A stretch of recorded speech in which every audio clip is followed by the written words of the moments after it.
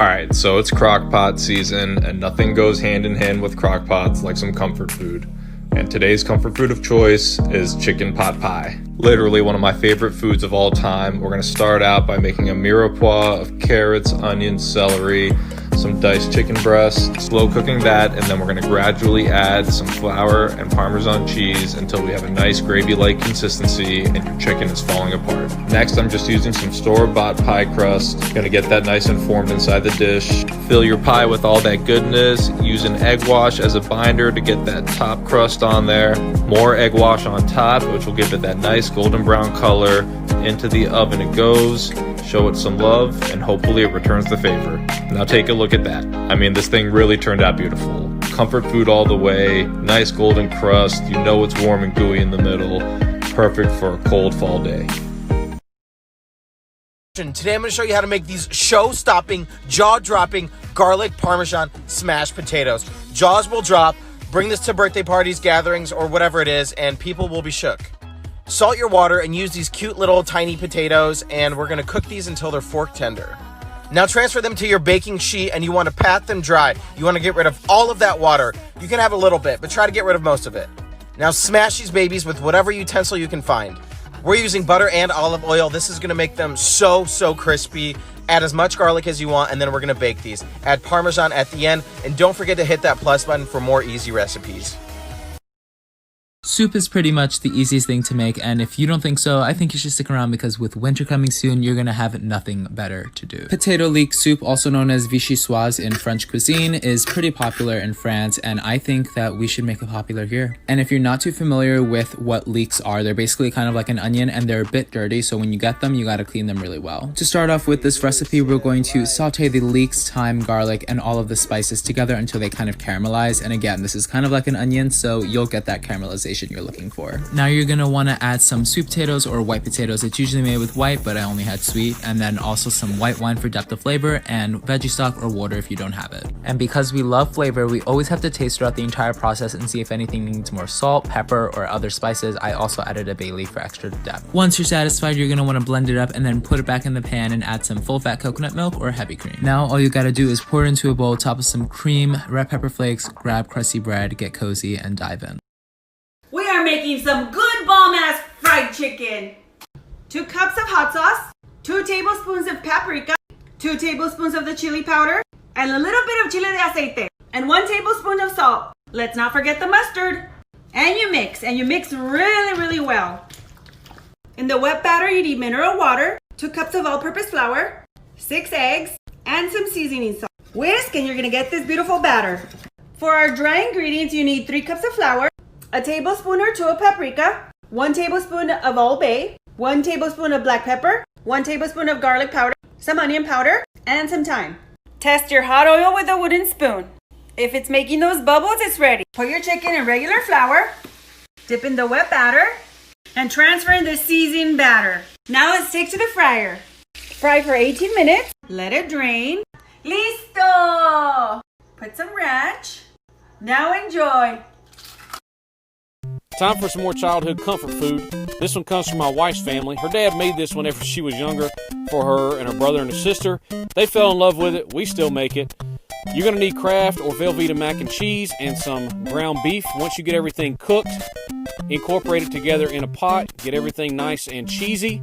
Then you're going to add in some ketchup, and you're going to add in some mustard, and you're going to add in some A1 sauce. Give that a good stir. And then you got to taste it and see where you're at, because you know, flavor profile. We need some more ketchup. Mix it up again. Check it out. This must be it. They call it good dinner. It's that time of the year again, so I'm going to show you how to make the perfect roasted chestnuts, or as we call it, castana. Use a sharp knife to dig in a plus sign on the rounded side. I use this handy dandy tool I found on Amazon, but you don't need it.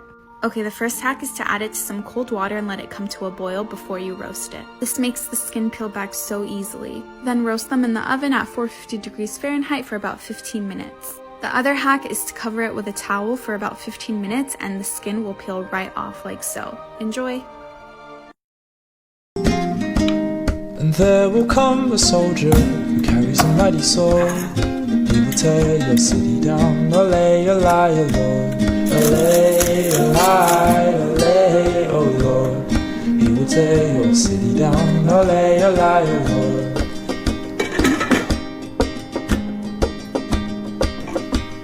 And there will come a poet whose weapon is a sword. He will slay you with his tongue. Ole, ole, oh Lord. Ole, ole, ole, oh Lord. He will slay you with his tongue. Ole, ole, oh Lord. I have been wanting to try the Disney grilled cheese for a while, so here it is, the Kitchen Witch version. I took a 1/4 cup of mayo and 1/2 clove of garlic, used a microplane to get that into a nice paste and mixed it well. And then I took 1/3 cup of softened cream cheese, a 1/4 cup of shredded white cheddar, a little bit of chili flakes, and a nice pinch of some sea salt. On some Tuscan bread, I did 1 layer of sharp cheddar, about 1 tablespoon of that cream cheese mixture, and of course I had to add some hot honey. About 1 teaspoon. I wanted to be generous because I love the sweetness that this is going to bring. To top it off, we're going to add 1 layer of sliced provolone, put the other half of our sandwich bread, and then evenly coat each side with a generous amount of that garlic mayo. In a pan on medium-low heat, we're going to fry this up until it's a nice golden brown and that cheese is melty and gooey. This paired perfectly with cabbage and tomato soup, and I have to be honest, this is probably the top 5 grilled cheeses I've ever made in my life. Hey guys, today I'm going to show you my all-time favorite, which is an Irish Guinness beef stew. I don't know how Irish it is, but it is delicious. Fry up 5 slices of bacon. When it's done, remove from the pan, leaving the fat behind. Add in your beef. Cook it for about 5 minutes on each side. Just get a good sear. You don't need to cook it all the way through, and look at all that flavor on the bottom. Throw in 1 chopped onion and a teaspoon of salt, 4 cloves of minced garlic.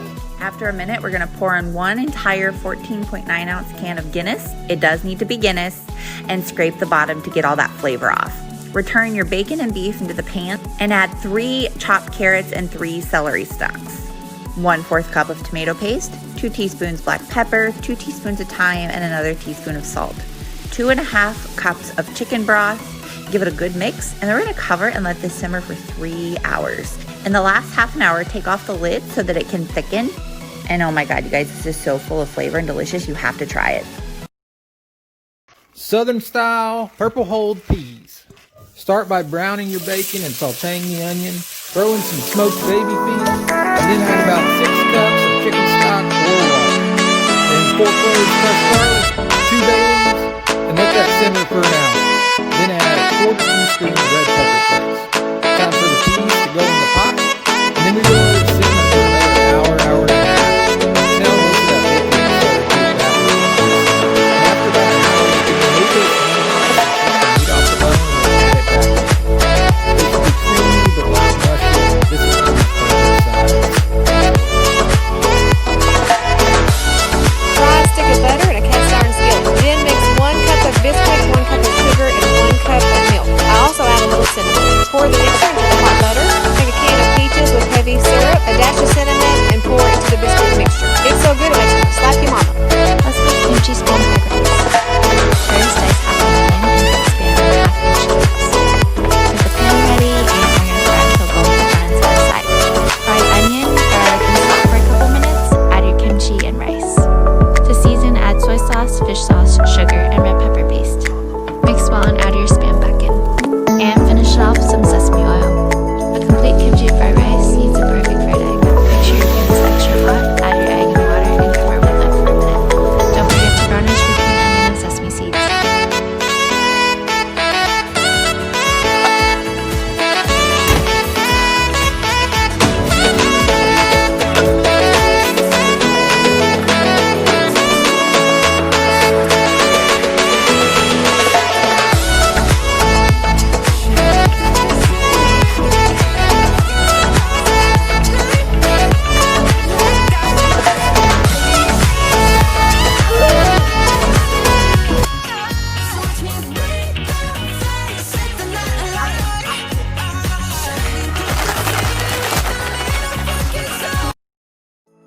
This mac and cheese still shows up in my dreams. It's so good, and I'm sorry if you were looking for some low-calorie recipe, you're missing it. You want to start off by cooking down some white onions and jalapenos, and then add flour until you form a roux, which is this thick paste right here.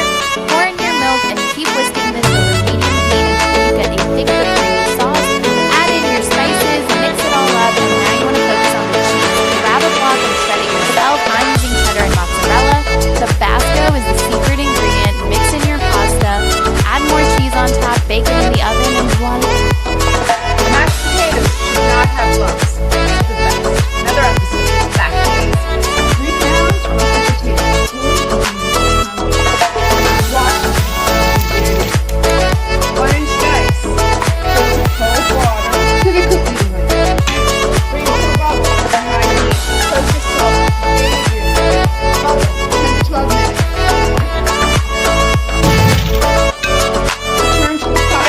The pot will evaporate the excess moisture. Don't skip this step. If you do, they'll be watery. Let it set 5 minutes. 3/4 cup unsalted butter. Half a cup heavy cream. Melt the butter and warm the cream medium-low heat. Use a ricer or a food mill. No lumps. Add the butter and the cream.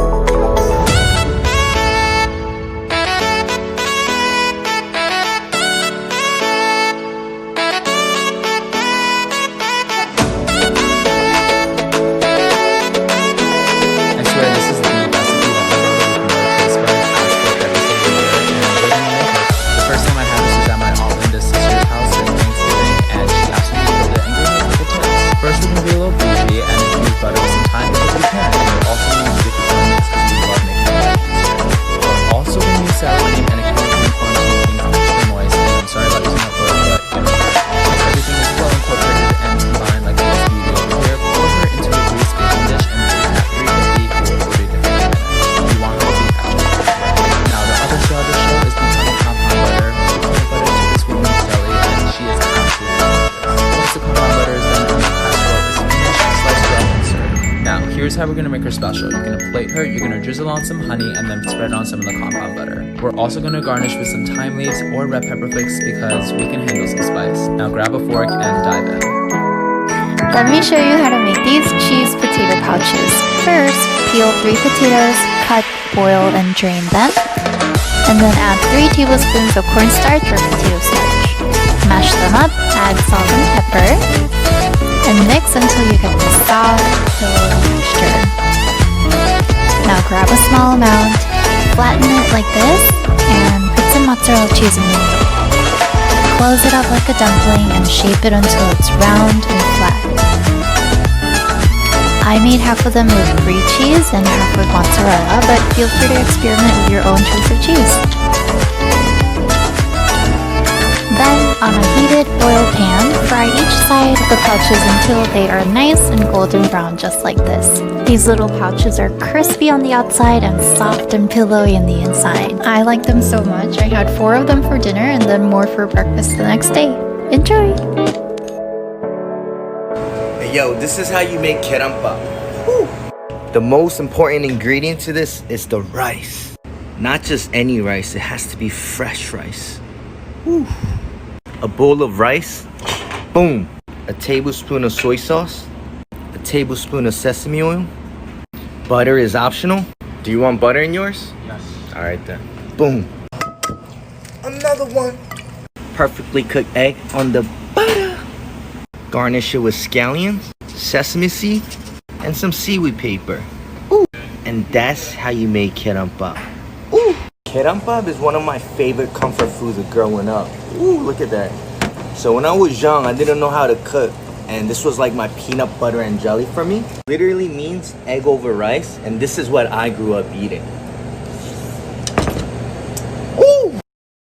This is something my mom used to make for us whenever we were younger, so it's kind of turned into a comfort food for us. Start with your 8 beef hot dogs. Split them open. Yes, I said hot dogs. This is North Carolina. No glizzies here. Add some sour cream to some mashed potatoes and some cheese. And I like a lot of cheese in mine. Kind of up to you. Get it nice and creamy. Mix it together. Once you have it nice and mixed, you're going to take your potato mixture and you're going to add it onto your split open hot dogs. And I would use all beef franks for this because they're a little bit more salty. And that's going to help with the flavor profile. Once you get all your hot dogs filled with your potato mixture, you're going to add more shredded cheese onto the top. I just use straight cheddar for this. And, you know, more cheese is better anyway, so Preheated oven 350. They go in for 15 to 20 minutes until they're nice and melty. Take them out, and there you have it. Cheap, easy, and delicious snow-capped wieners.